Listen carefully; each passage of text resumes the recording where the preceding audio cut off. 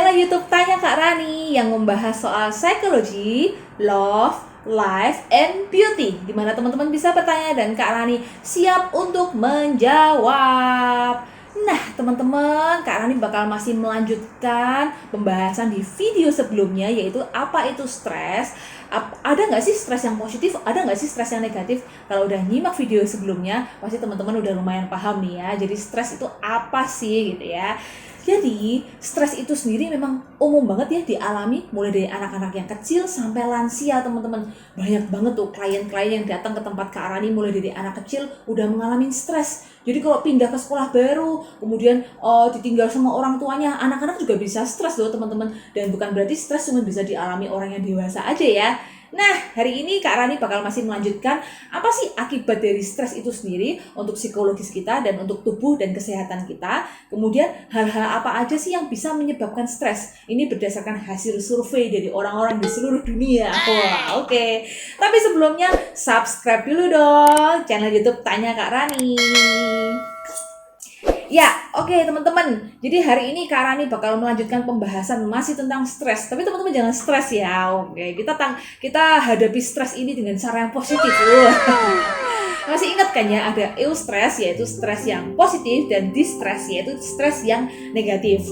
Nah, hari ini Kak Rani bakal bahas nih. Jadi apa aja sih hal-hal yang bisa mengakibatkan stres di dalam diri manusia itu sendiri? Wah, ini berdasarkan survei yang udah dilakukan panjang kali lebar kali luas gitu ya. Jadi ternyata di ranking di seluruh dunia hal-hal yang bisa membuat seseorang itu stres, yaitu yang pertama, yang terbesar adalah kematian orang yang dicintai.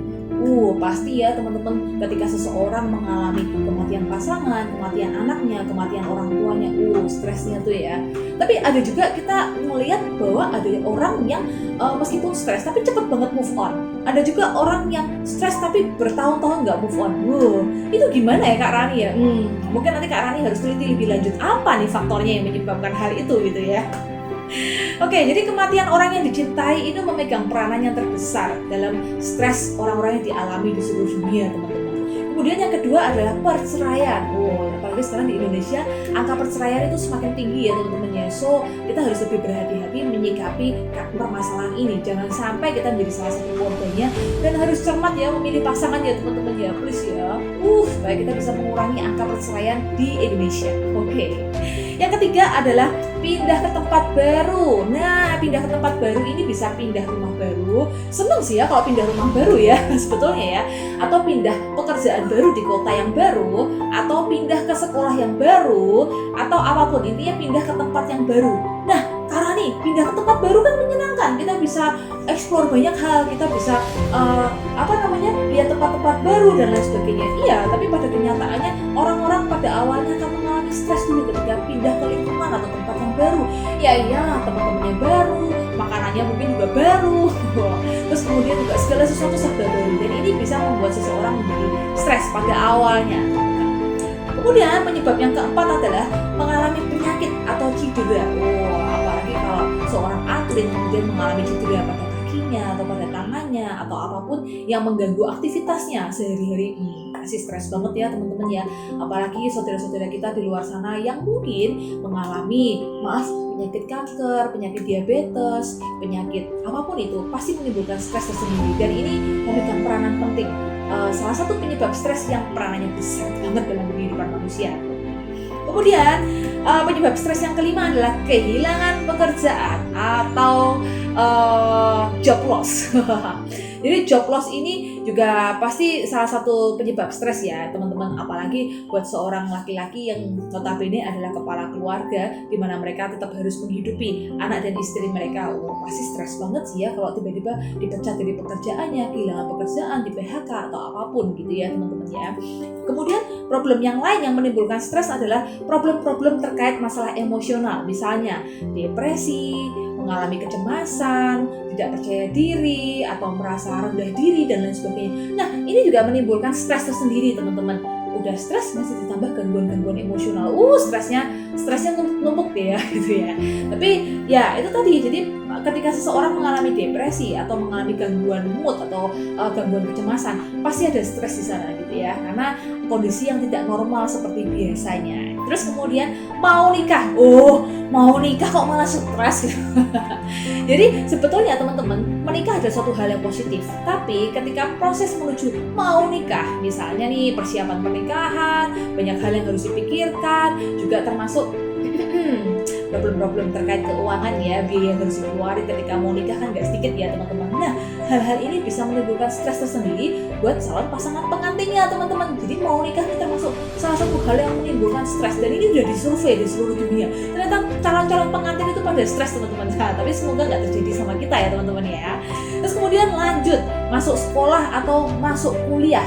Nah, jadi yang dulunya sekolah SMA sekarang mau masuk kuliah, itu ternyata juga memegang peranan stres yang cukup besar loh teman-teman. Sampai mereka pada berbondong-bondong, pada heboh untuk melakukan tes minat bakat atau tes apapun itu gitu, supaya mereka benar-benar siap ketika masuk ke dunia perkuliahan, karena semuanya serba baru teman-teman. Dan mungkin ada juga orang-orang yang merasa nggak siap untuk menghadapi dunia yang baru itu. Next, merawat orang sakit. Merawat orang sakit ini ternyata menimbulkan stres juga ya teman-teman, yang nggak mudah dan nggak gampang ya.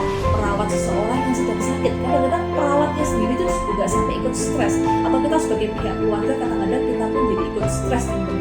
Kok nggak sembuh-sembuh ya, kita kadang juga merasa lelah, jenuh, atau apapun itu teman-teman. Jadi merawat orang sakit ini salah satu penyebab stres juga yang cukup tinggi peranannya teman-teman. Kemudian event-event yang menimbulkan trauma atau traumatic event. Jadi misalnya gempa bumi, kemudian bencana longsor, atau misalkan virus corona yang begitu mendadak, atau misalkan bencana tsunami dan lain sebagainya. Ini bisa menimbulkan trauma tersendiri dan stresnya itu bisa berkepanjangan teman-teman. Tapi nggak semua orang mengalami stres yang berkepanjangan ya karena traumatic event ya. Ada juga orang yang 1 minggu, 2 minggu, 1 bulan udah move on dan kembali beraktivitas seperti biasa teman-teman. Tapi traumatic event merupakan salah satu penyebab stres yang cukup besar peranannya dimanapun juga.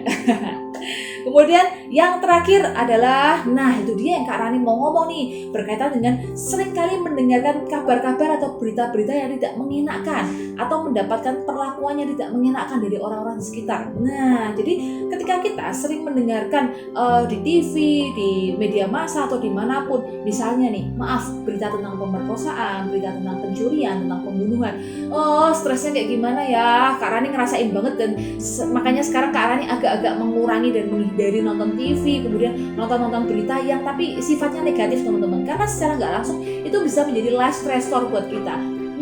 Oke. Jadi itu tadi penyebab stres yang memegang peranan cukup besar di seluruh dunia teman-teman. So, berikutnya Kak Rani juga ingin ngejelasin. Jadi sebetulnya penyebab stres tadi itu disebut dengan life stressor. Jadi penyebab stres dinamakan life stressor.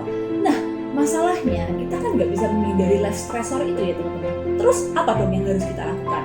Nah, disinilah dituntut bagaimana caranya kita untuk bisa menyehatkan kondisi mental kita sendiri dan kondisi emosional kita sendiri, supaya apapun life stressor yang terjadi di sekitar kita yang nggak bisa kita hindari setiap harinya bisa kita kelola dan kita atasi dengan baik teman-teman. So itulah salah satu gunanya teman-teman berkonsultasi ke psikolog, berkonsultasi dengan ahlinya, karena teman-teman akan mendapatkan skill dan akan mendapatkan pengetahuan tentang gimana sih caranya menghadapi life stressor itu sendiri. Oke, terus kemudian lanjut nih teman-teman, Kak Rani bakal tetap ngejelasin nih, apa sih akibat dari stres itu sendiri. Akibat dari stres itu banyak banget ya teman-teman ya, secara fisik maupun secara psikologis gitu ya. Oke, Kak Rani bakal nyebutin, ini juga berdasarkan hasil survei. Jadi kalau ngomong nggak boleh sembarangan ya Kak Rani ya, kalau ngomong harus berdasarkan survei, ya iyalah gitu, nanti dipertanggungjawabkan gitu ya. Nah, jadi yang pertama, akibat dari stres yang paling banyak dialami oleh orang-orang adalah gangguan pencernaan. Ini teman-teman ngalamin gak sih ketika harus ngomong di depan umum udah grogi gitu kan, terus kemudian deg-degan, gugup, dan kemudian tiba-tiba bolak-balik ingin ke kamar mandi. Nah, ini salah satu nih contoh nih, ketika seseorang stres, respon yang biasanya paling pertama kali kelihatan adalah mengalami gangguan pencernaan. Jadi ternyata tenang aja, bukan hanya Anda yang mengalami, tapi semua orang di luar sana pun juga mengalami, teman-teman. Terus kemudian akibat yang kedua adalah peradangan. Jadi bisa terjadi peradangan otot atau peradangan di bagian tubuh dimanapun. Ini juga salah satu akibat dari stres loh, teman-teman. Atau sariawan.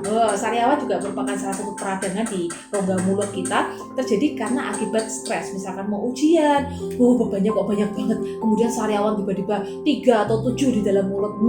Menderita banget ya, teman-teman. Tapi ini salah satu akibat dari stres, jadi kita harus tahu gitu ya.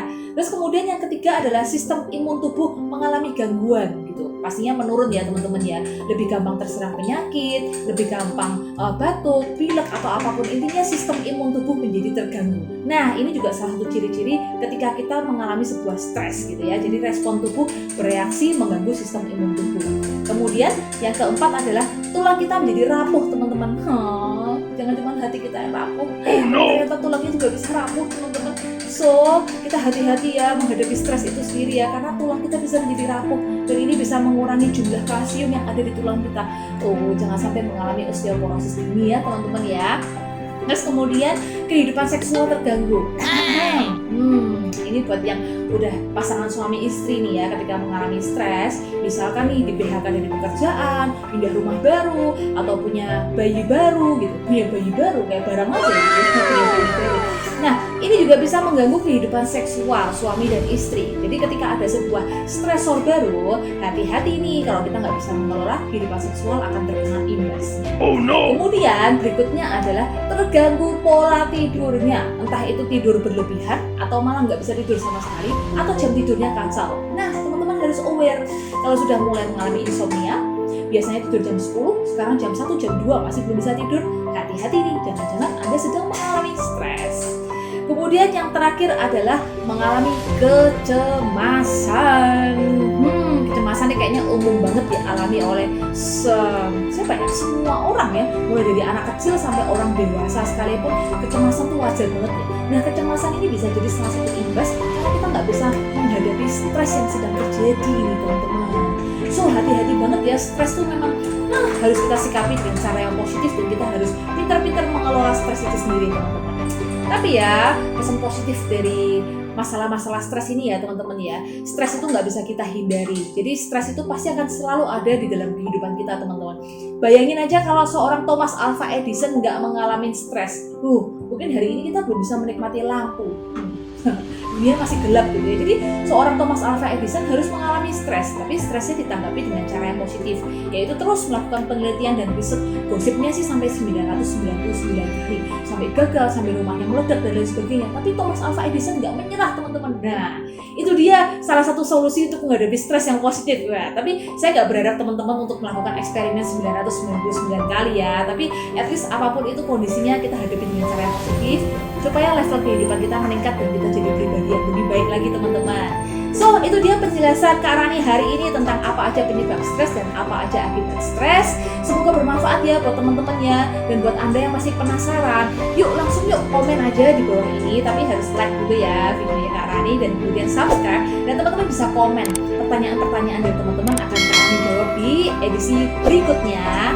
Dan buat teman-teman yang masih ingin berkonsultasi atau berbincang langsung atau bertanya langsung dengan Kak Rani tentang masalah stres, masalah psikologi lainnya atau kesehatan mental atau apapun, langsung ya kontak di bio di bawah ini. Spirit Psychology Center bisa melakukan reservasi untuk konsultasi online maupun offline. So, teman-teman sekian dulu ya video Kak Rani kali ini yang masih membahas tentang stres di edisi kedua. Tetap semangat ya teman-teman, tetap menjaga pikiran kita dalam kondisi yang positif dan tetap menjaga kesehatan kita dimanapun berada. Ketemu lagi di edisi berikutnya. Bye-bye.